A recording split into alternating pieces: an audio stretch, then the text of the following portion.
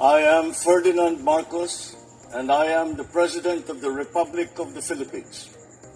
I stand today on behalf of 110 million Filipinos. Hello people and hello universe, it's me again. Guys, nakikita ko? Breaking news. Ayan, nahuli po si Pastor Kibuloy. Ha?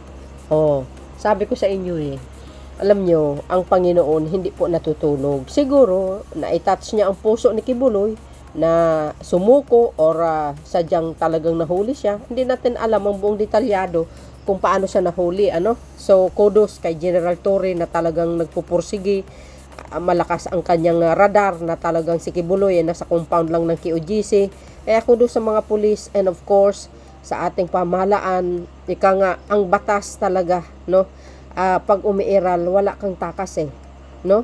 Ay dapat lang talaga, hindi pwede mangingababaw yung gusto mo, kundi dapat ang batas ang mangingibabaw. No one is above the law. So dahil dito guys, no,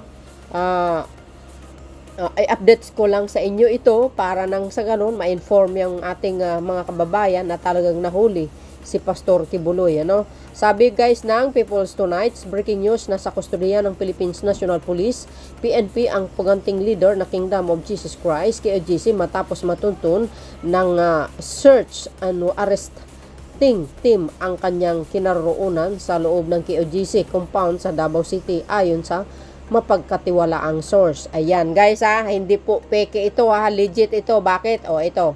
News 5 yan 1 hour ago today.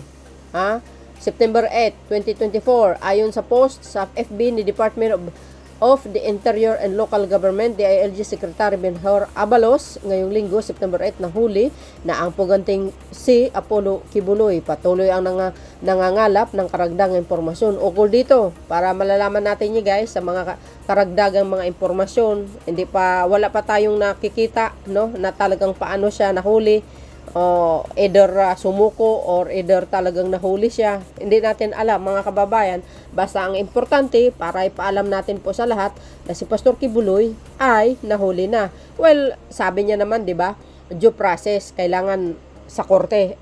Di ba? Ang dami niyang abogado, marami siyang pera.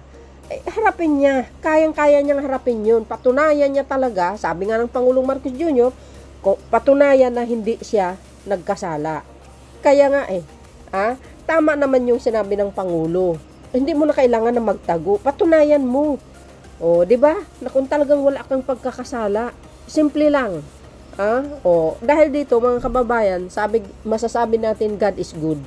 Siguro naisip din Pastor Kibuloy na para hindi na madadamay ang kanyang mga membro kasi both side nagkasakitan, ang KOJC members, ang PNP, both side talagang makikita mo yung isang pulis pinukpok, nakasugat ang ulo, batuhan no? So dahil dito mga kababayan, siguro naisip niya ganun, kaya either sumuko or hinuli. So dahil dito mga kababayan, ang kapalagayan nyo, well, kudos sa Marcos administration. Pag ang Pangulo guys, talaga pag nagsalita, talagang totoo yun. Hindi talaga niya titigilan hanggat hindi mahuli ang sinuman. Anong kapalagayan niyo mga kababayan? Sino ang susunod? Si Digong? Hintayin natin ang ICC. But anyway guys, and that's it for today. Video. See you again on my next upload. Alamin po natin kung ano po ang susunod na kabanata sa pangyayaring ito. And of course, God is good all the time. Thank you, Lord, sa iyong tulong, no? Tinats mo ang puso ng mga ito, nakusa na silang lumabas at natuntun kung saan sila. God bless Philippines. See you again guys on my next upload video. Bye bye bye and babush. God bless Philippines.